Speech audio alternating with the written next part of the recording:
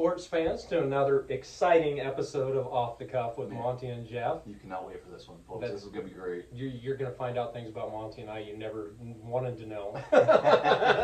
No.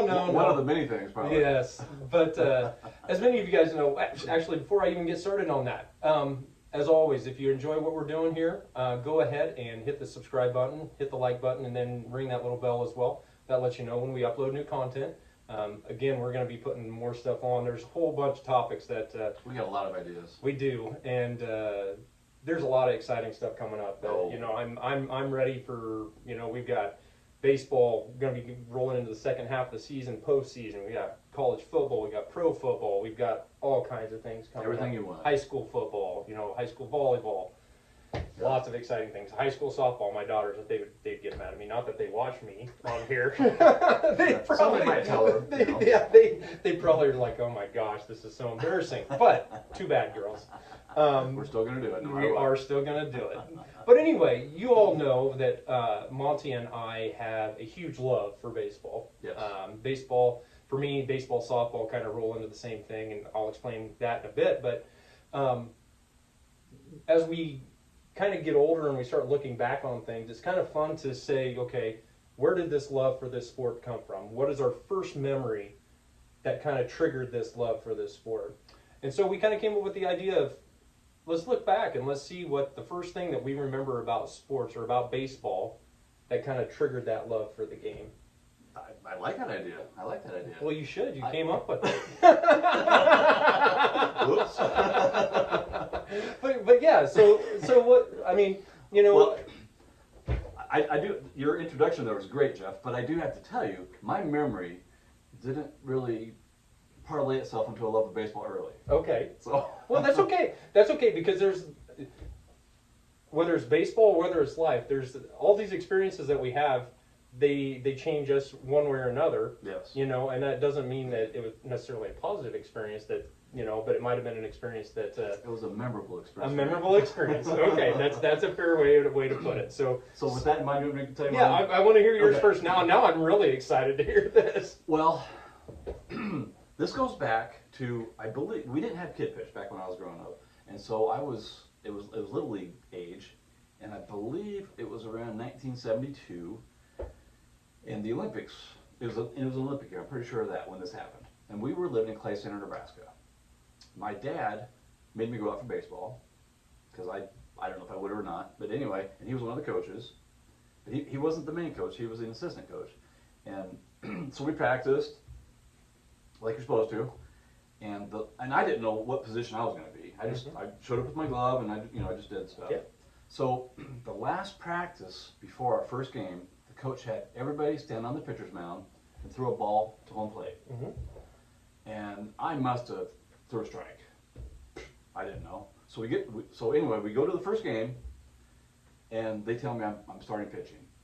I'm like, I have no idea what I'm doing. So I can't tell you the exact score, but I didn't make it out of the first inning, and they had like 10 runs.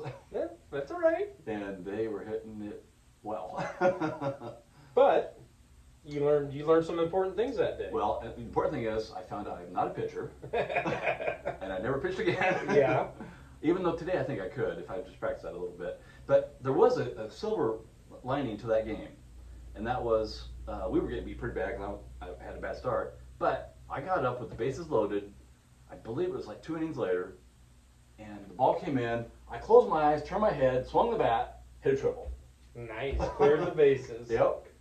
So it wasn't all bad, but my technique I'll never forget. It's like because I definitely looked away and closed my eyes. You know, it was a prayer shot. So, you know, without going into too much of philosophy here, one of the things I love about softball and baseball is something you just said right there, is that baseball and softball, well, a lot of people maybe don't appreciate it, don't understand it.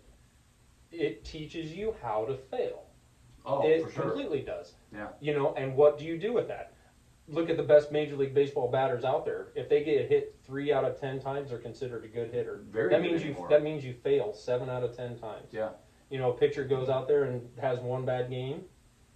You got to come back. You got to fight back. And I love that about baseball, is that it does teach you I mean, and the thing that's sad is that you could have been a batter up there and you could have hit the ball just right on the nose, just smoked it right at somebody and they made the catch. Yep. Or you could barely touch the ball and it dribbles through and you get a hit. There's just, it teaches you a lot of things about about life, how to handle success, how to handle failure. And the other part of that too, as a pitcher, you could be having a great game, but you throw one bad pitch in the wrong situation, you lose the game. Exactly. And you're the schmuck. But you had a great game otherwise. Yep. Just one bad pitch. One pitch. It can happen like that. Yeah. Which is crazy. Yep. And that's one of the things I love about baseball and about softball. And the reason I keep bringing up softball, I love your story not because you didn't do well, but because it shows the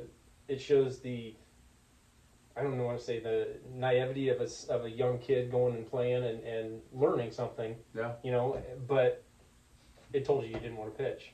But I wish I would have prepped me for it. Maybe they didn't want you to worry. Maybe, I don't know. I don't know what was going on there. I just knew that I was shocked when they told me I'm pitching. That you're pitching? Well, that's like I said, I keep talking about softball and baseball. Obviously, you all know I have 3 daughters that play softball, so I'm very much into that. But my love of softball actually started from the time I was born. My dad was a fast pitch softball pitcher.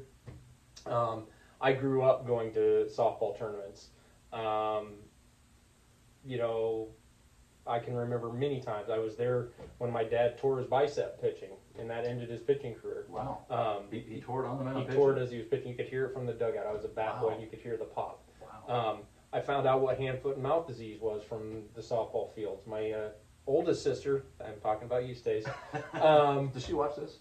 She's going to watch it because I'm going to tell her that she needs to watch this. She decided to share a chewed piece of gum with herself, my sister, and I, and we all ended up with hand, foot, and mouth disease from it when we were little kids. Shared gum. Apparently, she found Not it from under a desk. No, but it was in a wrapper that was sitting on the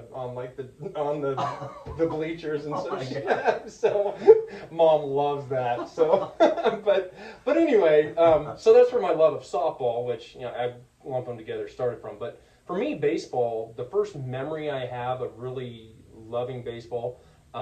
When I was growing up, the only stations you had no ESPN. You either listened to radio to listen to a game. A lot of times it'd be a Royals Which game. is my favorite way to listen to it. Right. Watch a baseball game as on the radio. Is listen to it on the radio. Or you had 2 stations to watch. You had TBS or you had TNT. So you could either watch the Braves or you could watch the Cubs. Yep. And my dad was a Braves fan at the time. And so, he converted, right? Well, he was...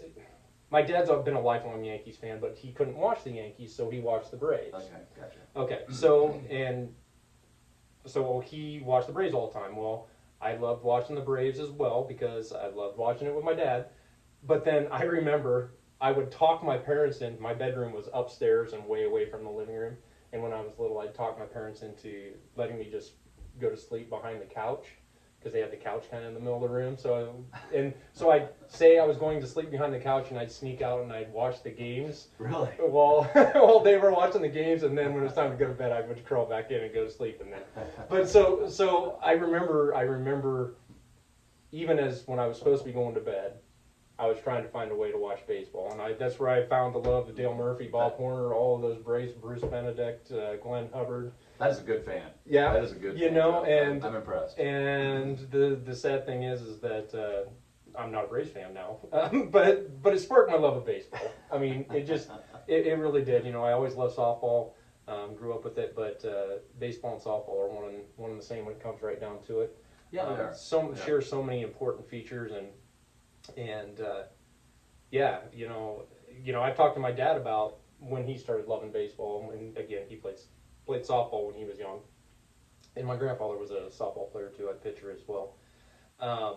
What was that team from Broken Bow that was so good? I can't. The Broken Bow Travelers is the name of the team, but they actually recruited people from New Zealand. Oh, really? Yeah, their pitchers were from New Zealand. But so it was like a homeschool, or not a homeschooling thing, but someone would come to live in Broken Bow for the season, and someone would put them up there. Yeah. And so yeah, and Ron Simmons was actually the guy that set that team up. And he was from Sumner. My dad was from Elm Creek, so they played against each other all the time. Gotcha. My dad pitched for teams all over the state. So, but yeah, a lot of good times at the field. There's just something about smelling the grass, hearing the sounds, hearing the glove pop when the ball comes flying in there, and just the excitement of it, the ball off the bat. And I've always said this. maybe not on this podcast, but I've always said this. I think baseball players are the coolest people out there. They are. They're just the coolest people out there. I there's always bad eggs. We know that. Well, for sure, there is. But it's unusual. It's their personalities. Yes. Yep. And a lot of times, some of I don't necessarily like all the new technology and stuff that they use during games, but one of the things I found cool is when they have a guy that's mic'd up during the middle of the game and he's talking to them as the game's going on, and you can see their personality and you can see what their mindset is. And I remember watching one where the guy in the outfield was like, "Oh, he's going to hit the ball to me, and I'm going to throw the guy out at home." And you know what? Hit the ball. He didn't get him thrown out at home, but it was a play at home. It was a play at home. Yeah. And it's kind of fun to see how they're thinking as they're playing. And, it is. And I would be worried as a manager that it's going to screw up my players. They're not going to be prepped for something. They're going to be too busy concentrating on what they're talking about, and the ball's going to get hit by them or something like that. So yeah. But at that level, they're usually pretty dialed in. Yeah, they should be, definitely. But I would still worry about if I was an Exactly. I worry about everything. I know. So just a short little segment here for us. We'd love to hear your first stories, and it doesn't have to be about baseball. Whatever your favorite sport is, give us a story about what your first memory of that was, or what triggered your love of that sport. It's always fun to talk about that and see where it takes people. And maybe if it's a good enough story, we'll have you on the podcast. That would be, and then you'd be almost famous. Almost. But anyway, so again, just a short episode again. We love being on here and getting to talk about sports. It's my favorite thing. It is. It's a fun thing to do. So anyway, thanks again for another episode of Off the Cuff with Monte and Geoff. This is Jeff signing off. Signing out.